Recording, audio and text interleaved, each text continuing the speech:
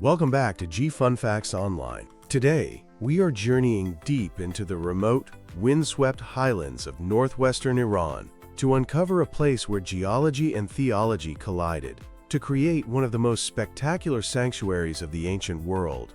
It is a place that looks like a film set from a fantasy movie, a flat-topped mesa rising 60 meters out of the earth, crowned not by a castle, but by a mysterious bottomless lake that stares up at the sky like a turquoise eye. For centuries, legends said this place was built by monsters and demons under the command of King Solomon, but the truth is even more fascinating. This is the story of Takht-e Soleyman, the throne of Solomon, and its secret identity as the Vatican of the Sassanid Empire. To understand this site, we first have to look at the ground itself. Most ancient temples were built on hills chosen for their strategic value, but Takht-e Soleyman is different. The hill itself is a miracle of nature. It is a massive deposit of travertine limestone. For thousands of years, an artesian spring rich in calcium has bubbled up from the depths of the earth. As this water overflowed and evaporated, it left behind microscopic layers of stone. Century after century, these layers built up, slowly lifting the lake higher and higher until it formed a platform that seems to float above the valley. The lake at the center is an enigma in its own right. It is roughly 80 by 120 meters, and despite the harsh freezing winters and scorching summers of the Iranian plateau, the water remains a constant 21 degrees Celsius year-round. It is incredibly deep, plunging down over 100 meters into a funnel-shaped vent connecting directly to the aquifer below.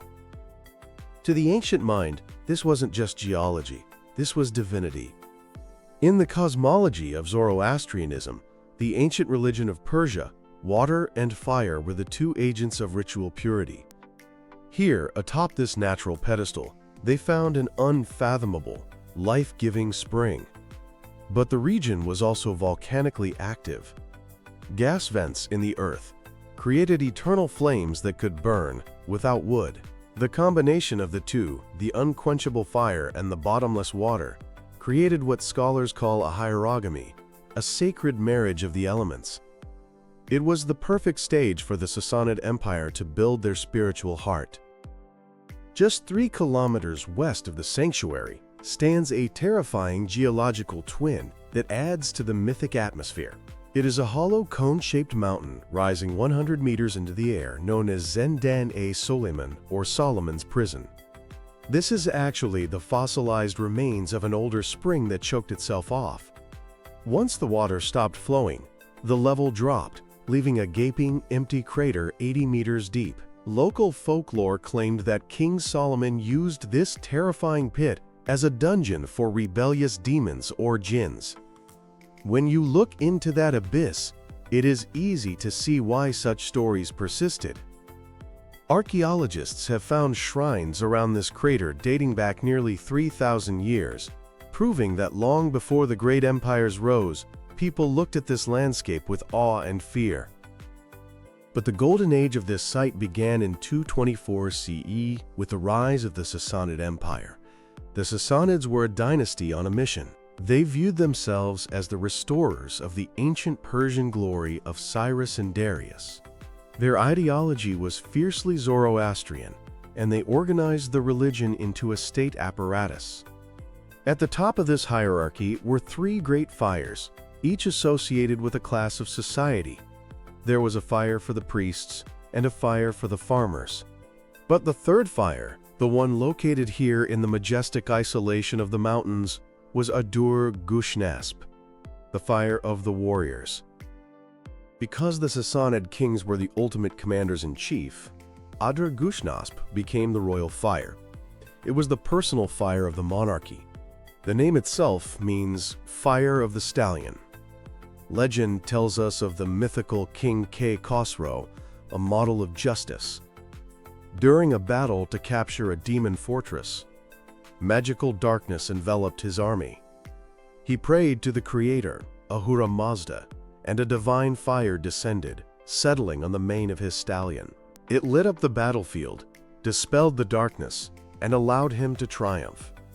By enshrining the fire here, every Sassanid king was stepping into that myth, claiming the divine right to rule. Under kings like Khosrow I in the 6th century, the site was transformed from a local shrine into a fortress of holiness. Thanks to excavations by the German Archaeological Institute, we can reconstruct what a pilgrim would have seen 1,500 years ago. The entire lake platform was encircled by a massive oval wall, 13 meters high and 3 meters thick, punctuated by 38 bastions. It was designed to be impregnable, both militarily and spiritually. Entering through the monumental northern gate, a visitor would be funneled through a long, walled processional path. This was a brilliant piece of architectural theater. The walls blocked the view of the lake, building suspense. Finally, the path would open into a large courtyard, revealing the sanctuary complex. The heart of the temple was the Chahar Takht, a square chamber with 4 large arches surmounted by a dome. This was the Holy of Holies. Beneath the dome, on a 3-stepped stone pedestal, burned the supreme fire altar. Priests, wearing mouth veils to prevent their breath from polluting the sacred flame, fed it with sandalwood and purified animal fat. Surrounding this central chamber were narrow, hidden corridors. These allowed the priests to move unseen, maintaining the mystery of the fire for the lay worshippers watching from the outer halls. Directly adjacent to the fire temple was the temple of Anahita, the goddess of water. While the fire temple was a closed, dark space of heat and shadow, the water temple was likely an open-air courtyard, featuring channels of flowing water diverted from the lake. The architects engineered a sophisticated system where the lake water flowed through the temple precincts before cascading down the side of the hill to irrigate the surrounding lands. This reinforced the theological bond. The fire was the king and the water was the queen. This temple was unimaginably wealthy. It functioned as a national reserve bank. Historical records tell us that Sassanid kings showered the temple with gifts. Bahram V donated the jewels of a Turkish queen he defeated in battle. Khosrow II, after defeating a usurper, sent a gold cross looted from Jerusalem. The treasury was filled with gold vessels, silk carpets, and jeweled swords. But the true value of the site was in its political power. Coronations usually happened in the capital, Ctesiphon, near modern-day Baghdad. But immediately after being crowned, it was customary for the new King of Kings to undertake a grueling pilgrimage to Adur-Gushnasp. They would cross the Zagros Mountains, and when the royal caravan reached the foot of the limestone mesa, the Emperor of the Persians would dismount.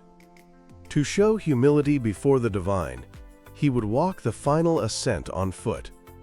Imagine the scene: the ruler of the known world, in jeweled robes, climbing the dusty path to kneel before the fire, seeking oracles for his reign. The fire was also a consultant in war. Before major campaigns against the Romans or the Hephthalites, the king would visit. If the fire burned brightly, it was an omen of victory.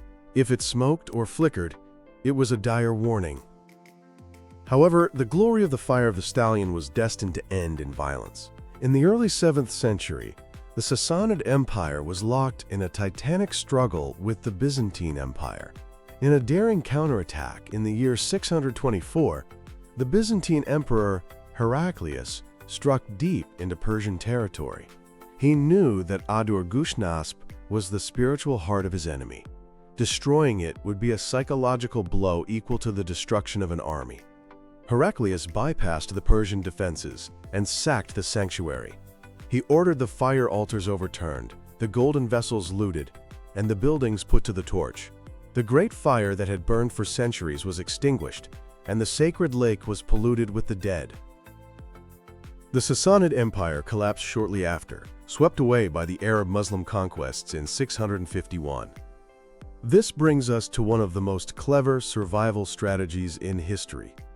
As Zoroastrian fire temples were being destroyed or converted into mosques across Iran, the locals, or perhaps the remaining priests, came up with a ruse. They knew that the Quran revered King Solomon as a prophet. The massive walls and the mysterious lake looked supernatural enough to be the work of jinns. So they renamed the site Takht-e Soleyman, the throne of Solomon, and called the volcano Solomon's prison. By wrapping the Zoroastrian sanctuary in a cloak of Islamic legend, they saved the stones from destruction. The fire was gone, but the walls remained. For centuries, the site lay dormant, visited only by shepherds. But in the 13th century, it experienced a second, unexpected golden age. The Mongols had arrived. The Ilkhanid dynasty, descendants of Genghis Khan who ruled Iran, fell in love with the site.